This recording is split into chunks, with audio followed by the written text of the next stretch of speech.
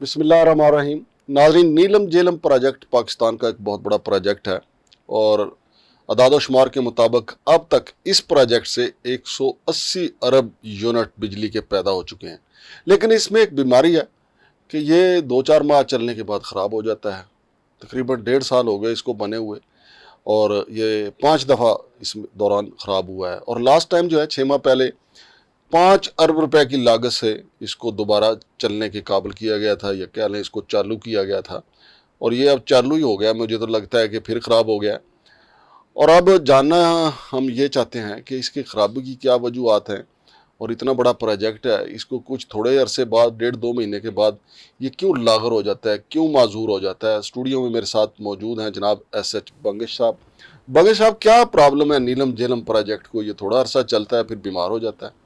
سر اس کی بہت ڈیٹیل جو ہے نا آج ہم کوشش کریں گے عوام کو بتانے کی. پہلے تو میں ان کو یہ بتاتے چلوں کہ یہ جو آڈیٹر جنرل کی یہ رپورٹ ہے، میں کل بیٹھے اس کا مطالعہ کر رہا تھا. اچھا. اور اس کی جب میں نے پہلے ہی لائن پڑھی نا، جو کہ ابھی میں عوام سے شیئر کروں گا، اچانک سے مجھے خبر ملی کہ جو نیلم جیلم ہائیڈرو پاور پروجیکٹ ہے وہ ایک مرتبہ پھر سے بند ہو گیا. کاش آپ پہلی لائن نہ پڑھتے، کیا پتہ بند ہی نہ ہوتا. کاش میں ایسا کرتا، اور اگر میرے ہونے سے ایسا ہوتا تو میں اگلی بار کوئی آڈیٹ رپورٹ نہیں پڑھوں گا کہ کم از کم پاکستان کا بھلا ہو. پڑھے یار، ایسا بھی ہو سکتا ہے کہ آپ کوئی رپورٹ پڑھے اور اس کے بعد اچھا کام ہو جائے. اللہ کرے. ہماری تو دعائیں، ہمارا تو ملک ہے، ہمارا دل تو. دیکھیں میں آپ کو بتاتا ہوں جلدی سے کہ یہ جو نیلم جیلم ہائیڈرو پاور پروجیکٹ ہے، ایک تو اس کا جو شروعات تھی نا وہی منحوس تھی. اب آپ کہیں گے منحوس کیا مطلب؟ دیکھیں 80 ارب کا یہ پروجیکٹ تھا. اب 80 ارب چھوٹی رقم نہیں ہے، یہ پاکستانی قوم کا پیسہ ہے. 80 ارب سے یہ پروجیکٹ سٹارٹ ہوا 2008 میں، اور کرتے کرتے کرتے کرتے 10 سال بعد 2018 میں جا کر یہ کمپلیٹ ہوا. اور جب یہ کمپلیٹ ہوا جو اس کا تخمینہ تھا وہ تھا 508 ارب روپیہ لگ چکا تھا اس کے اوپر لگ چکا تھا. کہاں 80 ارب، کہاں 508 ارب روپے. یعنی جنات جو ہیں وہ ساتھ شامل تھے ان کے، وہ ساتھ اس کو بڑھاتے گئے اور پیسہ بڑھتا چلا گیا. جی اچھا. 2018 میں 508 ارب روپے سے جب یہ تیار ہوا تو بہت اچھا پروجیکٹ تھا. اس نے قوم کو 180 ارب یونٹ کی بجلی بھی فراہم کی. لیکن 2022 اگست 2022 میں یہ پروجیکٹ اچانک سے بند ہو گیا. یعنی اس نے بجلی کریٹ کرنا ہی بند کر دی، بالکل سٹک ہو گیا. تو جب سٹک ہوا تو یہ 20 مہینے تک بند رہا. 20 مہینے تک کسی نے اس کی خبر نہیں لی. کسی نے اس کی خبر تک نہیں لی. بند پڑا رہا، قوم کو کوئی بجلی نہیں ملی. اور یہ جو شارٹیج بڑھ گئی تھی بجلی کی، یہی وجہ تھی نا. یہی ساری وجہ تھی، کیونکہ ہائیڈرو پروجیکٹ نہیں چل رہا تھا نیلم جیلم کا، کیونکہ وہ آئی پی پیز والوں نے اپنی بجلی بیچنا تھی، جو اپنی بجلی بیچنی تھی. ابھی اس پہ بھی ہم آتے ہیں انشاءاللہ، اس پہ ہم ذکر کرتے ہیں. پھر جب شہباز شریف صاحب کی گورنمنٹ آئی تو انہوں نے کیا کیا کہ اس کے اوپر نوٹس لیا کہ بھئی اتنا بڑا پروجیکٹ ہے، اس کیوں بند پڑا ہوا ہے. تو اس کو کیا ہوا کہ بحالی کا کام ہوا، اور اس کی بحالی کے اوپر دوبارہ سے 45 ارب روپے لگے. اللہ اکبر. یعنی اب مجھے سمجھ نہیں آ رہی کہ یہ 45 ارب روپے دوبارہ لگے. 80 ارب کا تو ٹوٹل پروجیکٹ تھا، 508 ارب میں یہ کمپلیٹ ہوا. 45 ارب دوبارہ سے اس کے اوپر خرچہ ہوا. صرف کس چیز کے لیے؟ تاکہ یہ دوبارہ سے بجلی بنانا شروع. یہ ایسی ہے جیسے کوئی بچہ نشے پہ لگ جائے اور پھر اس کی ریہیبلیٹیشن جو ہوتی ہے اس کے اوپر اخراجات آتے ہیں. اس کو یعنی ریہیبلیٹیشن کے لیے اس کے اوپر 45 ارب روپیہ پھر لگ گیا. جی اچھا. اس کے اوپر کیا ہوا کہ جب اس نے بجلی بنانا شروع کی نا تو with in a short time period 3 days کے اندر یہ بند ہو گیا دوبارہ سے. پھر بند ہو گیا. 45 ارب ہضم پھر بند. جی 45 ارب قوم کو چنا، 6 ارب انجینئرز کا خرچہ. ٹھیک ہے. اس کے بعد جب دوبارہ سے سٹارٹ ہوا تو قریباً کوئی 6 مہینے اب مشکل سے گزرے ہیں. 6 مہینے یہ جو گرمی پچھلی گزری ہے، اس گرمی میں یہ بجلی بناتا رہا ہے. ابھی جب کل میں بیٹھے یہ رپورٹ پڑھ رہا تھا تو خبر ملی کہ جی یہ ہائیڈرو پاور پروجیکٹ جو ہے دوبارہ سے کام کرنا بند کر دیا اس نے. اچھا. تو مجھے بڑی حیرانگی ایک تو پاکستانی عوام کے بجلی کے بلوں میں آپ کو پتہ ہے کتنے ٹیکس ہیں کہ ان کے پاس نام ختم ہو گئے ہیں. ایک ٹیکس لگا ہوا ہے ایکسٹرا ٹیکس، ایک ٹیکس لگا ہوا ہے further tax, extra income tax. مطلب ٹیکسوں کے نام ختم ہو گئے ان کے پاس، تو ایکسٹرا ٹیکس لگا رہے ہیں. اس میں سے جو ہے نا نیلم جہلم کے سرچارج، یہ سب چھوڑیں. جب آڈیٹر جنرل کی رپورٹ ہم دیکھتے ہیں نا، یہ جو ہمارے پاس ہے، اس کی آپ ایک ہی لائن پڑھ لیں تو کافی ہوگی. میں عوام کو بتاتا چلوں کہ unjustified collection of Neelum Jhelum surcharge worth of 409 ارب روپیہ، یعنی 409 unjustified ہے. یہ وہ کہاں لگا ہے، کہاں پتہ ہی نہیں. دیکھو اشرافیہ لوٹ کے کھا گئی نا پھر یہ. اب اسی پہ باقی تو اس میں بہت کچھ ہے، وہ بھی ہم آپ کو بتائیں گے. صرف اسی لائن پہ آئے نا کہ ناظرین یہ کوئی مصدقہ ذرائع کی نہیں خبر ہے، یہ وہ رپورٹ ہے جو قومی اسمبلی میں پیش ہوئی ہے، یہ وہ رپورٹ ہے جو صدر پاکستان کو بھیجی گئی ہے، یہ ہمارے سامنے آپ دیکھ سکتے ہیں، یہ سینٹ میں پیش ہوئی ہے. عوام کو یہ تمام جو مقتدر لوگ ہیں ان سب کے پاس ہے، ان کو بتایا گیا کہ 409 ارب روپیہ قوم کے اوپر اضافی ڈالا گیا ہے. جی آگے کیا لکھا ہے اس رپورٹ میں؟ تو یہ رپورٹ میں سب سے پہلے اگر ہم اسی کو کرنے کے لیے انجسٹیفائی جو یہ رقم ہے یہ کہاں گئی، کس کے پاس ہے، اور اس کے باوجود اب یہ دوبارہ خراب ہوئی ہے. ٹھیک ہے، یہ دوبارہ ٹھیک ہوگی، یہ سسٹم دوبارہ ٹھیک ہوگا. اس کے اوپر کتنا خرچہ ہوگا، اس کا وہ کون کرے گا، احتساب کون کرے گا. قوم کی بجلی دیکھیں آپ 199 یونٹ استعمال کریں تو آپ کے بجلی کا جو بل ہے اس کا فگر کچھ اور ہے، صرف 1 یونٹ اور اوپر جانے کی دیر ہے. اچھا یار مجھے ایک بات بتائیں بنگش صاحب، کہا جاتا ہے، میں ابھی سوشل میڈیا پہ بھی ویسے بھی ہم پڑھتے رہتے ہیں اخباروں میں، کہ کسی بھی ملک میں کوئی جو بڑے پروجیکٹ ہوتے ہیں، ویسے ہی وہ جنات سے میرے ذہن میں یہ بات آئی کہ نیلم جہلم پر ہائیڈرو جو پروجیکٹ ہے کہ 509 ارب روپیہ اس کے اوپر پہلے لگ گیا، پھر 50 ارب روپیہ اس کی پھر بحالی ہوئی ہے. لیکن یہ جو جن کو ہم فری میسنز کہتے ہیں، ایلومیناٹیز، یہ اپنے بندے نہیں ایسے پروجیکٹس پہ مختلف ممالک میں یہ چھوڑتے تاکہ وہ پروجیکٹ جو ہے وہ ہڈیاں چوس لے اس ملک کی، اس کی معیشت کا بیڑا غرق کر دے.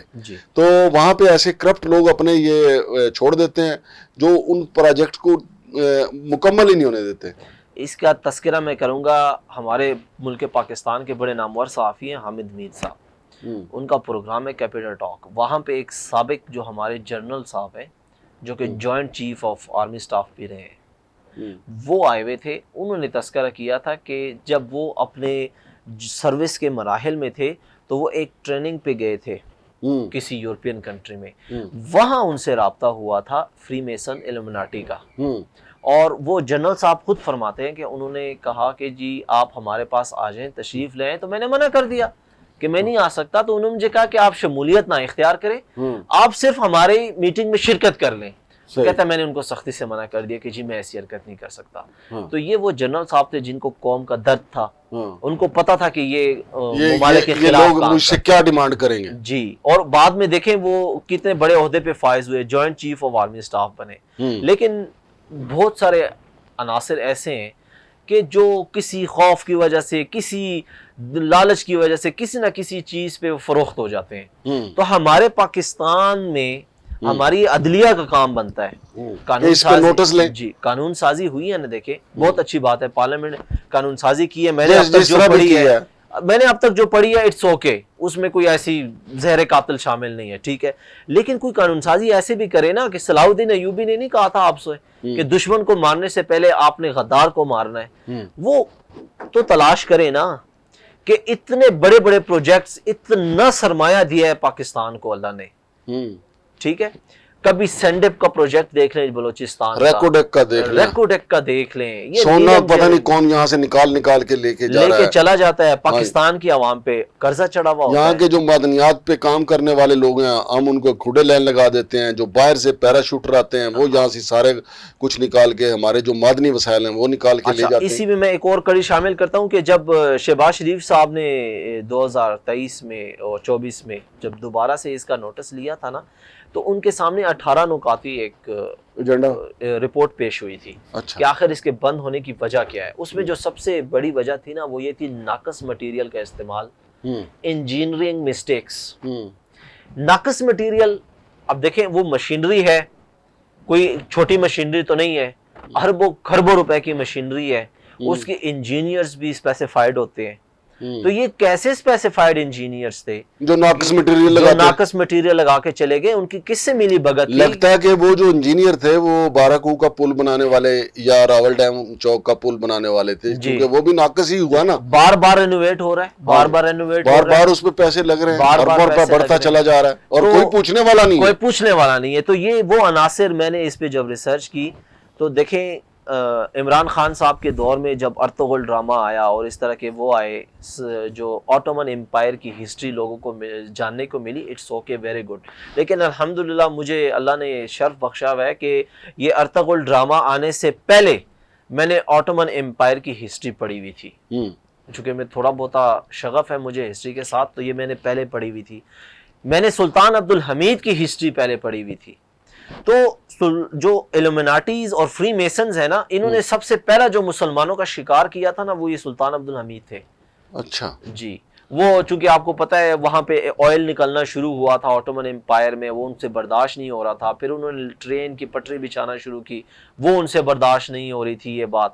تو سیم طریقے سے میں جب نوٹ کر رہا ہوں نا، جو میری کامن سینس کام کری ہے، پاکستان میں بھی جو بھی بڑا پروجیکٹ آتا ہے نا، سینڈپ دیکھ لیں، ریکوڈیک دیکھ لیں، یہ بلوچستان کے دوسرے پروجیکٹس دیکھ لیں، پیٹرول والے دیکھ لیں، پاکستان میں گیس کے ذخائر ہیں، پیٹرول کے ذخائر ہیں، ایسے ذخائر ہیں کہ دنیا ترستی ہے ان کے لیے، لیکن پاکستانی عوام کو اس کا ایک دھیلے کا فائدہ نہیں ہوتا۔